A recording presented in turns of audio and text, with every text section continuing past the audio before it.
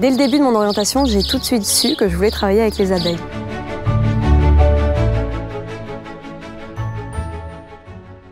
Déjà parce que c'est un sujet dont on parle beaucoup aujourd'hui. Et puis comme je viens d'un environnement urbain, pour moi les abeilles symbolisent toutes les problématiques qui sont les enjeux de demain. Alors là, tu vois, tu as la reine là. Ah oui. Tu la vois. Alors très belle reine, bien fécondée. Avec tout ça, c'est du couvain, voilà. On le sait, les abeilles jouent un rôle important dans l'environnement de par la pollinisation. Et puis elles fabriquent de la nourriture saine. Et surtout, j'adore le miel. Oh là là. Vas-y, mets le doigt. Oui, oui. Ah oui, direct. Là, c'est du pur et dur. Niveau études, moi j'ai fait un CS, certificat de spécialisation en apiculture, juste après ma formation agricole. Je vois bien ta passion de l'abeille, ce qui est la première des vertus qu'il faut avoir lorsqu'on veut faire un métier. C'est un métier qui est valorisé par le grand public. Tout le monde me demande exactement ce que je fais de mes journées. Les gens s'intéressent vraiment à ce métier.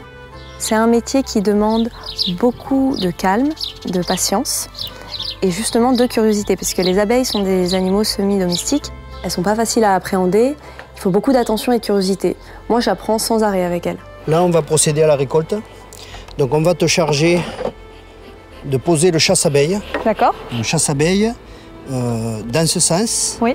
Les abeilles peuvent descendre, s'enfilent dans ce rond, ressortent par ce petit trou et ne peuvent pas remonter.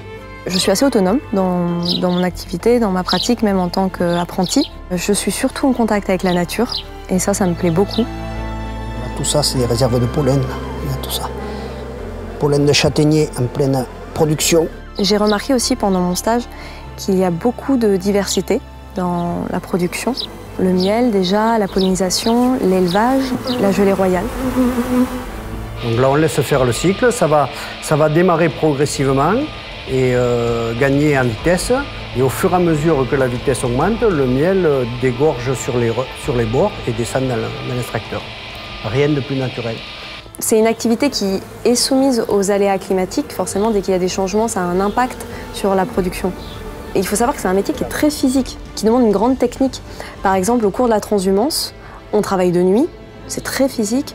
On a des pics de travail au moment du printemps, l'été. Tu as le miel qui est tout regroupé dans ce bac, qui est réchauffé juste ce qu'il faut pour que la filtration se fasse homogène.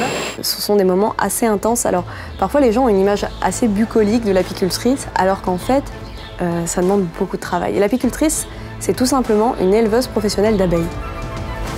Il faut être capable, par exemple, de gérer un cheptel. Il faut raisonner comme une ruche. Dans la ruche, on trouve une reine, des ouvrières. Parmi les ouvrières, il y a la butineuse, la gardienne et les nourricières. Comme ça? Là, et puis un bois. Là, tu peux en envoyer, hop. Hop là. On est apicultrice, on travaille seul, mais au moment des récoltes, on s'aide parfois entre apiculteurs. Il y a une vraie solidarité. Il nous arrive aussi de travailler avec d'autres agriculteurs pour mettre, par exemple, des ruches dans leurs champs ou créer un contrat de pollinisation. Ton cadre qui était esquinté au départ, oui. Oh là là. Il a explosé. Donc ça, c'est un cadre qu'il faudra refaire cet hiver. Ah oui. Voilà. Et celui-là, il est nickel, il peut resservir. On voit à travers d'ailleurs. Presque. C'est un métier que j'aime, dans lequel je m'épanouis. Et dans un futur proche, oui, je m'imagine bien évidemment apicultrice. J'aimerais travailler la dimension alimentaire, mais aussi cosmétique, qui m'intéresse beaucoup.